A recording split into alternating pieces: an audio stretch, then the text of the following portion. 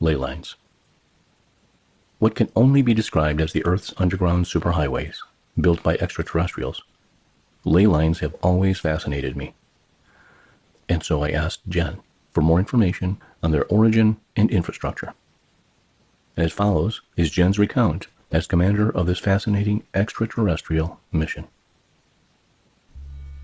Tell me about that. When did you set the ley lines down?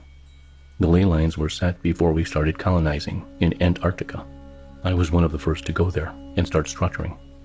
How were the ley lines set up? It was done with a mental and physical combination. It wasn't just a physical thing that needed to be done. There was a large amount of mental work involved to focus this energy into doing what it was supposed to do.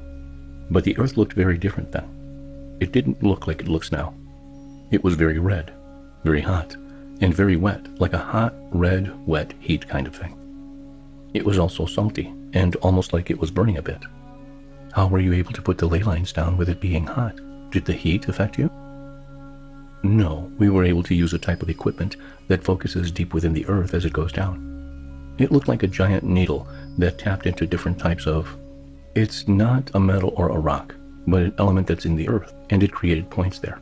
So if I picked a point that I knew would be a good beneficial point for a civilization to start on, I would mark it off there.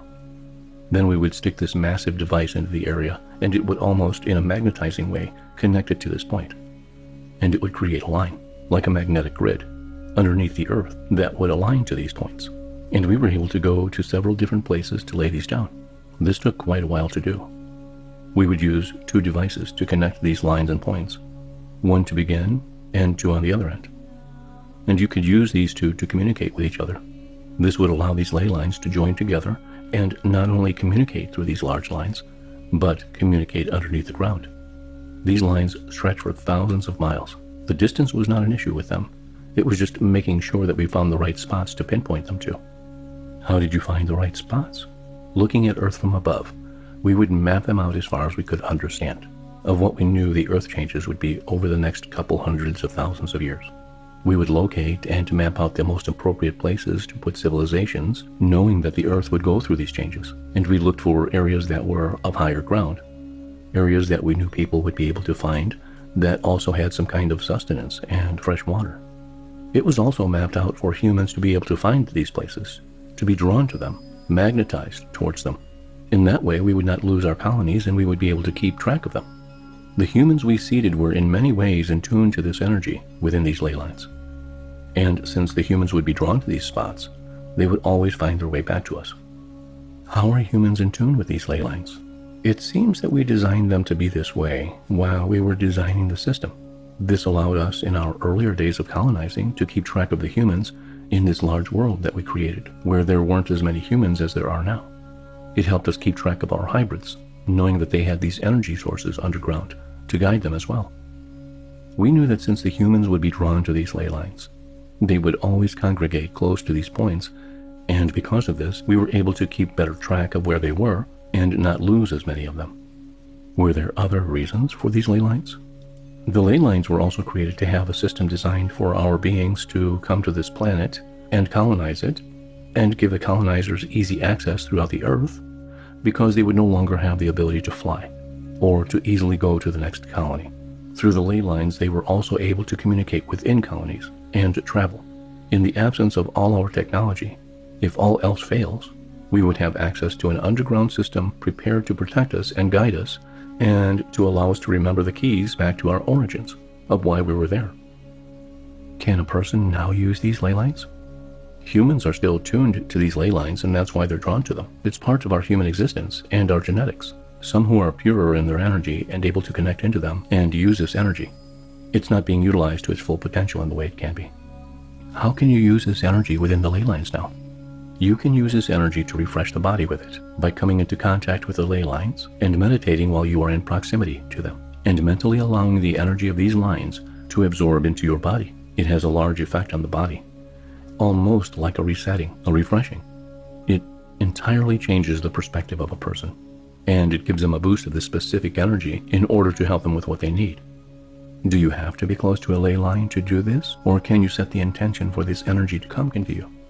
You need to be close to it in order to do this, and that's what is special about them. They have this power that magnetizes humans towards them. What are vortexes then? They were the ancient transport devices that were used by the early settlers in these pinpointed spots that connected the ley lines, that allowed these early settlers to transport themselves into different colonies throughout the earth. One example would be the stone circles at Stonehenge. Does this transport system still work? The system that allowed colonists to go back and forth between many of these old colonies has been broken down over time, but the process of using them to enter into a different dimension is still active. Do people still travel through these unexpectedly? Is this like what we learned previously about the Bermuda Triangle? Yes, there are many missing person reports that were never solved because of these things. Were there ley lines on your home planet? There were. Was the history of your planet like Earth? Did they start the same? Looking back, it seems similar, though the ley lines on Earth have a golden tone to them, and ours on my home planet have a white light to them. They're different, but the structure and purpose were still the same. Do you always do things slightly differently when coming to a new planet, or do you try to keep things the same? There is always a small amount of difference instituted in order to create variance and variety. Doing the same and repetition has its benefits, but it doesn't allow for progression. So the founder of Atlantis set up these pyramids. Were there any other healing technologies that Atlanteans used? There were, but those were things that were at a different time in Atlantis than during my time there. They were at a much earlier time. A time within the middle where things were a bit simpler. There was a time in Atlantis when people had overthrown their oppressors and were living a closer life to what they wanted, compared to where they had started off with their genetic mutations and experiments. They had finally reached a point somewhere in the middle of the history of Atlantis that allowed for them to overthrow their rulers. And the peace they found was what they were looking for. They used crystals for many different purposes, and there was a brief time of healing. But it isn't the same healing that we had in Lemuria. What kind of healing was it? The people of Atlantis were very traumatized. They had been through so much. They had been willingly put through so much. And the healing that occurs through these crystals is a healing of the soul. There was a removing of these chains, of removing this identity of being someone's possession, and of removing this idea that you're nothing more than a drone or a worker. It was a revolution of healing through these new crystals that allowed people to reaffirm their identity as a person rather than a possession. And that is where the healing began for them. This healing lasts for quite some time, and then I see it just plummets. There's a moment where everything just starts to go crazy. What happened?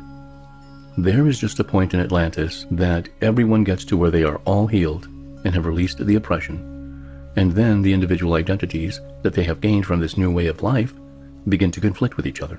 Some develop this need to have a superiority in this newfound identity. They stop desiring this camaraderie or this ability to all be together as one. They start to associate togetherness with being workers, with being slaves. And these ideas of superiority create the tiered society that they begin. They start competing amongst each other, and it brings people to a very bad place. They start to become very self-centered, to where they don't care about other people anymore. Why does this consistently happen throughout history, over and over again? It is part of the human condition that we're eventually meant to graduate from, and that's why we continuously see it over and over again. We continuously fail to overthrow it, to release ourselves from this pattern. However, people now are learning to shed their false identity that they have created for themselves, and in doing so, there is freedom. It is the freedom that we have been seeking for so long.